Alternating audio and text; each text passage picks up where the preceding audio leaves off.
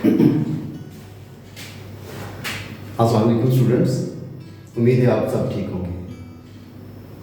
आज हम करने वाले हैं क्वाड्रेटिक इक्वेशन के बारे में, जो कि 10th क्लास का मैथ चैप्टर नंबर 1 है, quadratic equation, right.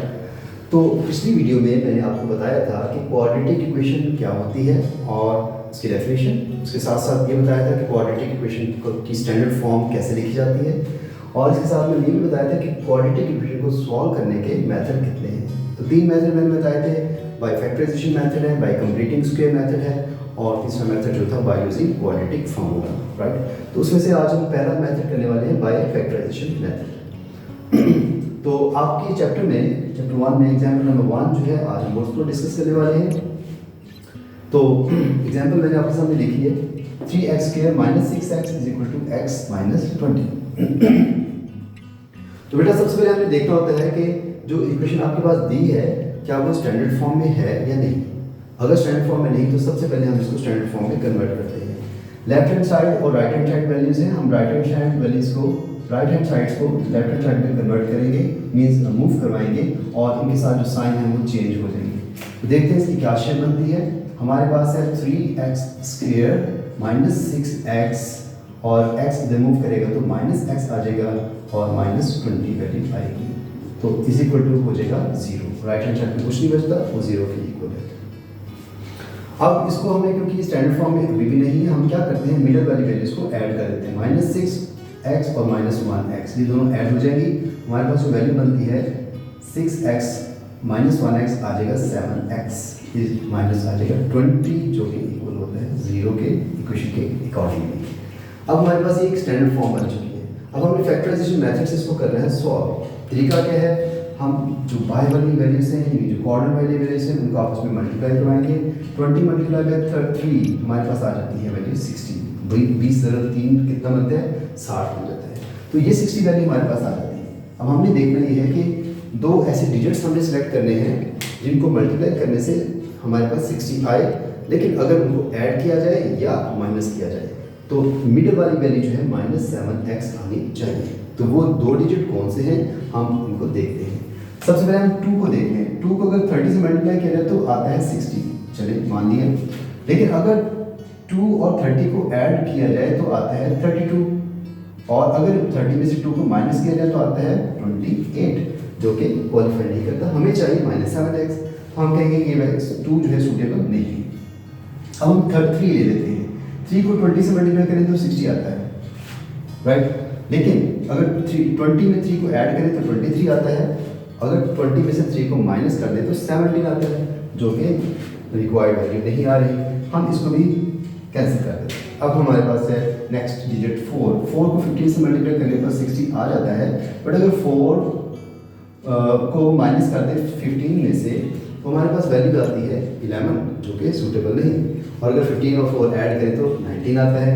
Again this is not suitable, so what will do, we will select 5 and 12, right. अब 5 और 12 को हमने सिलेक्ट किया और मल्टीप्लाई करने से 60 वैल्यू आ गई, दैट्स गुड। अब देखना है कि क्या अगर हम 5 और 12 को ऐड कर दें आपस में तो बनता है 70, लेकिन अगर हम 12 में से 5 को माइनस कर दें तो हमारे पास 7 वैल्यू आ जाती है। आई थिंक सो ये सूटेबल है। 12 में से 5 निकालें तो 7, जो कि हमारे पास वैल्यू रिक्वायर्ड आ जाती है। अब देखना है कि 7 आना चाहिए।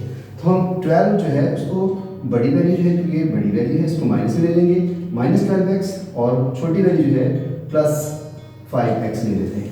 और यहाँ पर जो फंक्शन होगा वो सब्ट्रैक्शन का फंक्शन हो जाएगा। 12 में से 5 निकालें तो आ जाता है 7, यानी बड़ी वैल्यू माइनस में है तो माइनस का साइन आएगा, तो -7x हमारे पास रिक्वायर्ड वैल्यू आ जाती है। तो हमने 2 डिजिट जो सेलेक्ट किए हैं वो 12 और -5 है। यहाँ से 3x², यहाँ पर हम माइनस का साइन देंगे वाला, और यहाँ पर ब्रैकेट लगा देते हैं। कौन से साइन, हमने जो वैल्यूज सेलेक्ट की है वो 12 - 5 है, और ब्रैकेट क्लोज, और बाहर जो x की वैल्यू है वो हमने यहाँ पर लगा दी। 7 कैसे आया, 12 - 5 = -7, राइट। और बाहर हमारे पास है -20 which is equal to 0, right. अब इसको देखते हैं कि अगर हम 3x² लेते हैं, जैसे हम मूव कर रहे हैं, माइनस, अब 12x जो है x दोनों वैल्यूज के साथ मल्टीप्लाई करेंगे, x 12 के साथ भी और x 5 के साथ भी मल्टीप्लाई करेंगे, माइनस आ जाएगा 12x बाहर माइनस है तो माइनस माइनस प्लस वैल्यू आ जाती है, और फिर 5 into x means 5x minus 20 is equal to 0। Clear बेटा?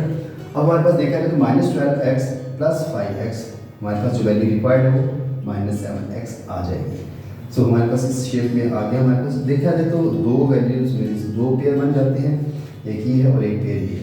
अब इसमें देखना है ये कि कॉमन वैल्यू कौन सी है जो दोनों में डिविजिबल हो, डिवाइड हो सकती हो, और दोनों में कौन सी वैल्यूज एक जैसी है। तो 3x हम कॉमन ले लेते हैं। जब 3x कॉमन आ गया तो बाकी यहाँ पर x बचता है, और माइनस आ जाए तो 3 4s are 12, x क्योंकि बाहर आ चुका है तो x माइनस 4 आ जाएगा। यहाँ से हम सेलेक्ट कर लेते हैं x तो सेलेक्ट नहीं किया जा सकता क्योंकि दोनों तरफ नहीं है।